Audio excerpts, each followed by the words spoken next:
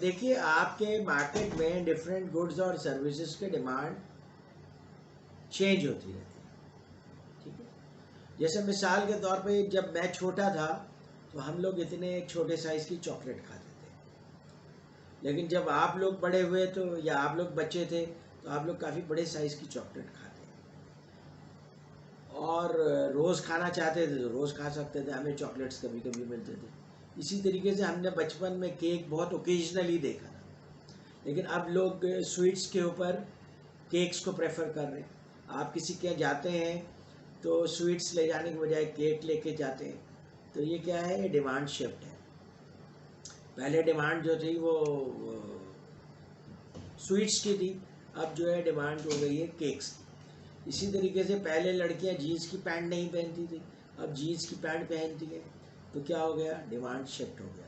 तो मार्केट के अंदर गुड्स और सर्विसेज के डिमांड शिफ्ट होते रहते हैं। पहले डेंटिस्ट सर्विस इतनी ज़्यादा नहीं थी कराची के अंदर। अगर किसी को डेंटल सर्विस चाहिए भी थी तो वो सदर चला जाता था, वहाँ जहाँ पे चीनी दंदान साज चाइनीज़ डेंटिस्ट लिखा होता था। अब वो कुछ आपके दांत के साथ करता था और वही डेंटिस्ट सर्विस अवेलेबल थी, क्योंकि डेंटिस्ट्री पढ़ाई नहीं जाती थी किसी भी जगह पे। फिर उसके बाद आहिस्ता आहिस्ता बीडीएस शुरू हुआ। अब डेंटल सर्विस लोग कॉमनली यूज़ करते हैं, टीथ क्लीनिंग की सर्विसेज कॉमनली यूज़ करते हैं।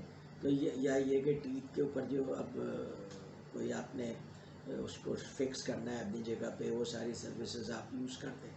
पहले ये सब सर्विसेज लोग यूज़ ही नहीं करते थे, पता ही नहीं था। तो ये क्या है, ये डिमांड शिफ्ट है। तो बहुत सारी चीज़ों में आप देखेंगे कि वक्त के साथ साथ डिमांड शिफ्ट होती है। तो अगर आप जिस बिज़नेस में, यू नीड टू अंडरस्टैंड कि उस बिज़नेस की डिमांड शिफ्ट तो नहीं हो रही है। अगर शिफ्ट हो रही है तो किस तरफ शिफ्ट हो रही है, और जिस तरफ शिफ्ट हो रही है आपने अपने बिज़नेस को उसी तरीके से ओरिएंट करना होता है। तो डिमांड शिफ्ट एक बहुत इंपॉर्टेंट फिनोमेना है, and you have to keep an eye on that. जैसे पाकिस्तानी मार्केट में बहुत अरसे तक यूनिलीवर सबसे ज़्यादा एडवर्टाइज करता था लाल कार्बोलिक सोप, लाइफ बॉय। फिर उसके बाद जब पाकिस्तानी मार्केट में लोगों की बाइंग पावर बेहतर हुई तो डिमांड शिफ्ट हुई कि बेहतर सोप चाहिए, तो लक्स इंट्रोड्यूस किया उन्होंने। फिर उसके बाद और ज़्यादा लोगों के डिमांड है उससे बेहतर सोप के लिए, तो उन्होंने डब इंट्रोड्यूस किया। तो ये डिमांड शिफ्ट है। और आप देखें कि ख़वातीन जो है सोप यूज़ ही नहीं करती हैं चेहरे को साफ़ करने के लिए, क्लेंजर यूज़ करते हैं, गार्नियर वगैरह यूज़ करते हैं। दैट इज़ डिमांड शिफ्ट, ठीक है। पहले तो हम लोग, यानी मैं, मुझे अपना बचपन याद है कि लाइफ बॉय से नहाता भी था और लाइफ बॉय से सर भी साफ कर लेता था। फर्स्ट क्लास शैम्पू की तरह के ऐसे चमकते हुए बाल निकलते थे। तो अब आपको अब मुझे तो खैर ज़रूरत नहीं है, लेकिन ख़वातीन के लिए कह रहा हूँ, या जिनके बाल माशाल्लाह घने हैं उनको कह रहा हूँ कि वो डिफरेंट तरह के शैम्पूज़ यूज़ कर रहे हैं। ये पाकिस्तानी मार्केट में शैम्पूज़ की हिस्ट्री हार्डली 20-25 ईयर्स की है। तो जैसे जैसे इकनॉमी चेंज होती है, लोगों के टेस्ट एंड प्रेफरेंसेस भी चेंज हो जाते हैं, तो डिमांड भी उसी तरह चेंज हो जाती है। फिर सेम कंट्री के अंदर जीडीपी या पर कैपिटा इनकम मिसलीडिंग हो सकता है, क्योंकि उसी कंट्री के अंदर बाद रीजन्स ऐसे हो सकते हैं जहाँ पे पर कैपिटा इनकम बहुत ज़्यादा हो, और बाद रीजन्स ऐसे हों जो हो सकते हैं जिनके अंदर पर कैपिटा इनकम बहुत कम हो। जैसे कराची में ही आपको अंदाज़ा होगा कि जो लोग PCHS में रहते हैं या जो डिफेंस में रहते हैं, क्लिफ्टन में रहते हैं, जनरली उनकी पर कैपिटा इनकम ज़्यादा है कंपेयर टू उन लोगों के जो कि फॉर एग्जांपल औरंगी में रहते हैं या न्यू कराची में रहते हैं। तो आपका ब्रांड अगर ऐसा है कि जो कि आपने टारगेट करना है उन लोगों को जिनका पर कैपिटा इनकम हायर है, तो आप उन जगहों पे अपने आउटलेट्स ओपन करेंगे जहाँ पे पर कैपिटा इनकम हायर है। इसी वजह से आप देखें कॉफ़ी शॉप्स वगैरह कहाँ पे खुले हुए हैं, क्लिफ्टन में और PCHS में, बिकॉज़ वहाँ पे वो टारगेट मार्केट मौजूद है। और इसी तरीके से पाकिस्तान में सबसे ज़्यादा जो पर कैपिटा इनकम है वो सियालकोट में, इसीलिए आप देखेंगे जितने भी ब्रांड्स हैं वो सब सियालकोट में उनकी प्रेजेंस मौजूद है, बिकॉज उनकी पे करने की एबिलिटी है। अच्छा, इस बेसिस के ऊपर मल्टीनेशनल कंपनीज़ को एक बहुत बड़ी गलतफहमी रही है कि जो हमें जो है सारा का सारा फोकस जो है वो सिटीज़ पे करना चाहिए, क्योंकि सिटी के लोग अफोर्ड कर सकते हैं हमारे प्रोडक्ट्स, विलेजेस के लोग अफोर्ड नहीं कर सकते। और फिर वैसे भी वहाँ के जो मैनेजर्स होते हैं वो अच्छी जगहों के MBAs होते हैं, तो विलेजेस वगैरह में जाना उनके लिए मुश्किल काम होता है। तो इसलिए उनका सारा फोकस जो है वो सिटीज़ पे था। जब निरमा की सक्सेसफुल हुआ है इंडिया में, तो निरमा ने विलेज से स्टार्ट किया था। और निरमा ने ये किया कि जो शैम्पूज़ हैं उसके साशे निकाले सबसे पहले, क्योंकि वहाँ पे भी लड़कियाँ जब मेले पे जाती हैं या किसी ख़ास ओकेजन पे जाती हैं, शादियों में जाती हैं, तो वो बन सवर के जाती हैं, तो उनके लिए वो साशे शैम्पू जो है वो अफोर्डेबल था, तो उन्होंने ख़रीदना शुरू किया। निरमा इस वक्त इंडिया का सबसे बड़ा ब्रांड है, और उसने बेसिकली विलेज के लोगों की बाइंग पावर को सबसे पहले एक्सप्लॉइट किया, फिर वो सिटीज़ में आया। तो ऐसी बात नहीं है कि विलेजर्स के पास बाइंग पावर्स नहीं होती है, उनके पास भी बाइंग पावर होती है। वहाँ पे भी बहुत सारे लोग होते हैं जो कि दे कैन स्पेंड मनी। और अब चूँकि शहर और देहात का फ़र्क कम रह गया है, रीज़न इज़ के वो टेलीविज़न देखते हैं, सोशल मीडिया देखते हैं, तो वहाँ पे भी इन्हीं चीज़ों की इसी तरह डिमांड बढ़ती चली जा रही है जिस तरह के सिटीज़ में बढ़ रही है। इसलिए अब आप देखेंगे कि उनके मैनेजर्स विलेजेस वगैरह में भी जा कर के अपने प्रोडक्ट्स को प्रमोट करते हैं। तो ये इनकम डिफरेंस देखना पड़ता है। इनकम डिफरेंस की वजह से आप डिसाइड करते हैं कि आप कहाँ पे अपने मार्केटिंग का फोकस रखेंगे और कहाँ पे आप ज़्यादा फोकस नहीं करेंगे। फिर प्राइस फ्लक्चुएशंस, मार्केट के अंदर अगर प्राइस फ्लक्चुएशन बहुत ज़्यादा होती है तो कॉस्टिंग आपके लिए डिफ़िकल्ट हो जाती है। जैसे कोई अगर ऑटोमोटिव मैन्युफैक्चरर है तो वो सारा का सारा डिपेंडेंट है अपने वेंडर्स के ऊपर कंपोनेंट्स के लिए, और वो कंपोनेंट्स अगर एक्सपेंसिव होते हैं तो उसकी गाड़ी भी एक्सपेंसिव हो जाती है, तो प्राइस फ्लक्चुएशन इनको हर्ट करती है। फिर दूसरी कंट्रीज़ की इकोनॉमिक कंडीशंस भी आपको हर्ट कर सकते हैं या आपको फेवर कर सकते हैं। जैसे अफ़गानिस्तान में अगर फ़र्ज़ कीजिए कि स्टेबलाइज गवर्नमेंट आ जाती है, उनकी इनकम बेहतर होती है, वो क्या करेंगे, बहुत सारे प्रोडक्ट्स वो पाकिस्तान से लेते हैं, एज ए रिज़ल्ट पाकिस्तान की इकनॉमी बेहतर होगी। तो जो दूसरी कंट्रीज़ की इकनॉमी पे आपकी इकनॉमी डिपेंडेंट होती है। जैसे मिसाल के तौर पे चाइना पे पर उन्होंने थोड़ी सी पाबंदी लगाई, चाइना से थोड़ा इंपोर्ट कम किया, तो पाकिस्तान की टेक्सटाइल एक्सपोर्ट ग्रो कर गई। तो फ़ॉरेन जितनी भी इन कंट्रीज़ की सिचुएशन होती है वो आपके ऊपर पॉजिटिवली या नेगेटिवली इम्पैक्ट करती है। चाइना की वजह से आपके यहाँ कोई इंडस्ट्री स्टेबलाइज नहीं होती है, ख़ासतौर पर कंज्यूमर इंडस्ट्री, क्योंकि कंज्यूमर इंडस्ट्री के अंदर किसी भी प्रोडक्ट को देखें तो चाइना बहुत कम प्राइस के ऊपर वो प्रोडक्ट मार्केट में ले आता है। अब तो पूरे पूरे रिटेल आउटलेट्स हैं जहाँ सिर्फ चाइनीज़ प्रोडक्ट्स मिलती हैं, तो that becomes a challenge for the country. अगर आपका नेबरिंग कंट्री इस तरह से है तो आप कैसे अपनी इंडस्ट्रीज़ को डेवलप करेंगे। Same problem is true with Bangladesh, Sri Lanka, Bhutan, Nepal, Maldives, क्योंकि उन मार्केट्स के अंदर इंडिया अपने प्रोडक्ट्स सेल करता है। एज ए रिजल्ट आप देखें कि बांग्लादेश की पॉपुलेशन उतनी है जितनी कि पाकिस्तान की है, लेकिन वहाँ ऑटोमोटिव फैक्ट्री नहीं है, क्योंकि बांग्लादेश उनको ये सारी चीज़ें प्रोवाइड करता है। तो नेबरिंग कंट्रीज़ की इकनॉमी से आपके ऊपर पॉजिटिव इम्पैक्ट भी पड़ सकता है और नेगेटिव इम्पैक्ट भी पड़ सकता है। फिर मॉनेटरी एंड फिस्कल पॉलिसी, देखिए दो पॉलिसीज़ का जिक्र है। मॉनेटरी पॉलिसी का मतलब है कि पॉलिसी ऑफ मनी, और फिस्कल पॉलिसी का मतलब है बजट। अच्छा, मॉनेटरी पॉलिसी जो है आपका स्टेट बैंक मैनेज करता है कि इंटरेस्ट रेट कितना रखना है, मार्केट में कितने रुपीस को सर्कुलेट करने देना है, क्योंकि अगर वो ज़्यादा रुपीस सर्कुलेट होता है मार्केट में तो इन्फ्लेशन आ जाता है, उसकी वजह से प्राइसेस बढ़ जाते हैं। जब कम रुपीस मार्केट में सर्कुलेट करते हैं तो प्राइसेस स्टेबलाइज हो जाती है।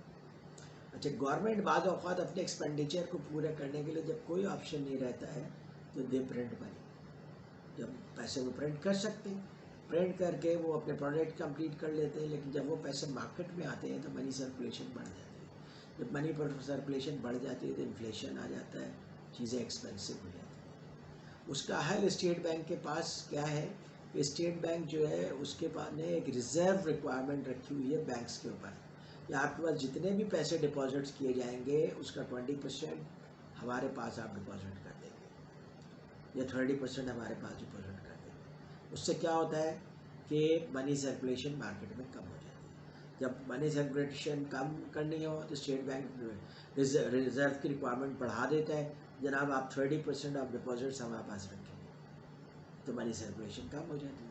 और जब देखते हैं मनी सर्कुलेशन बहुत कम हो गई है, दे वांट टू एक्सपैंड, तो रिज़र्व रिक्वायरमेंट कम कर देते हैं। तो ये रिज़र्व का एक फ़ायदा तो ये होता है कि बैंक्स जब बैंकरप्ट होते हैं तो स्टेट बैंक सेव करने के लिए उनको पैसे दे सकते हैं जब बैंक्स बैंकरप्ट होते हैं तो। और दूसरा फ़ायदा ये होता है मनी सर्कुलेशन कंट्रोल करते हैं। दूसरा एक्सपेंसिव मेथड जो स्टेट बैंक कभी कभी यूज़ करता है वो ये है कि वो डॉलर्स बेच करके रुपीस खरीद लेता है, तो उससे जो है रुपये की वैल्यू स्टेबलाइज हो जाती है। But this is an expensive method, इसको इतने जल्दी जल्दी यूज़ नहीं कर सकते। इन्फ्लेशन की डेफिनेशन ही यही है कि too much money chasing too few goods, यानी मार्केट में पैसा बहुत ज़्यादा है बट उसकी करस्पॉन्डिंगली प्रोडक्शन नहीं हो रही। जब पैसा बहुत ज़्यादा होगा तो अल्टीमेटली वो लोगों के ही हाथ में होगा ना। पैसा कहाँ होगा? लोगों के पास होगा। अब मेरे पास बहुत सारा पैसा है, आपके पास भी बहुत सारा पैसा है, और भी सब लोगों के पास बहुत सारा पैसा। हम मार्केट में जाते हैं तो जब मार्केट देखती है कि भाई इन लोगों के पास पैसा बहुत है, वो प्राइस बढ़ा देते तो ये इन्फ्लेशन बढ़ जाता है, यानी चीज़ों की कीमत बढ़ जाती है। इसको कहते हैं इन्फ्लेशन। इन्फ्लेशन की डेफिनेशन ही यही है कि too much money chasing too few goods. तो इसलिए अगर आप पैसा छापते हैं तो आपको करस्पॉन्डिंगली अपने आउटपुट भी बढ़ाने चाहिए। कंट्री अपना आउटपुट बढ़ा नहीं रहा और मुसलसल आप पैसे छापते चले जाए तो आपने देखा होगा अफ्रीका की बाज़ कंट्रीज़ में लोग जो है ना व्हील बैरो में पूरे नोट लेकर के जा रहे हैं और उनके कुछ डॉलर्स उनको मिल रहे हैं। तो जब आप नोट छापते रहें तो ये होता है, क्योंकि उस नोट को बैकअप करने के लिए आपके इकोनॉमी का साइज इतना बड़ा नहीं है, इस वजह से इन्फ्लेशन होता है। बल्कि ब्राज़ील वगैरह में तो एक बात ऐसा आया था कि द मोमेंट आपको सैलरी मिलती थी तो लोग उसको फ़ौरन स्पेंड कर देते थे, क्योंकि अगर वो 1 घंटे के भी डिले करते थे तो उन पैसों की वैल्यू और कम हो जाती थी, क्योंकि उन्होंने बहुत ज़्यादा मनी प्रिंट कर दिया था और उसकी वजह से inflation was out of control.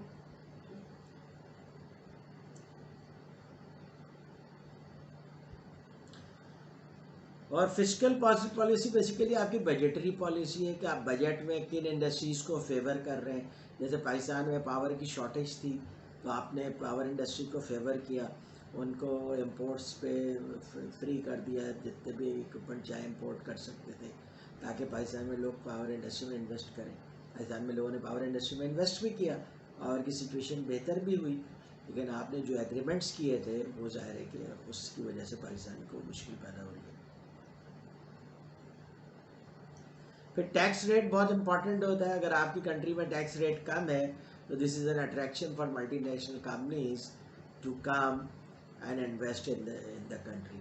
इसीलिए कंट्रीज़ में क्या करते हैं, बहुत सारी एरियाज़ को टैक्स फ्री कर देते हैं, ताकि जिस एरिया में गवर्नमेंट इन्वेस्टमेंट चाहती है उस एरिया को गवर्नमेंट टैक्स फ्री कर देती है ताकि लोग आकर के इन्वेस्ट करें। उसके बाद ड्यूटी फ्री जोन्स बना देते हैं, इस जोन में आए, आप अपनी इंडस्ट्री लगाएं, आपको कोई ड्यूटीज़ नहीं पे करने पड़ेंगी, आप सारा का सारा एक्सपोर्ट कर दें, आपको कोई टैक्स नहीं लगाया जाएगा। तो एक बहुत बड़ा इंसेंटिव होता है जिसकी वजह से लोग जो है, एक्सपोर्ट प्रोसेसिंग जोन है जैसे पाकिस्तान कराची में, तो वहाँ पे कई मल्टीनेशनल कंपनीज़ की फैक्ट्रीज़ हैं जो वहाँ पे चीज़ें प्रोड्यूस करती हैं, प्रोड्यूस करके वहीं से एक्सपोर्ट कर देती हैं। तो ये कंट्री की जो पॉलिसीज़ होती हैं वो अगर इन्वेस्टर फ्रेंडली होती हैं तो बहुत सारे इन्वेस्टर आपकी कंट्री में आ जाते हैं।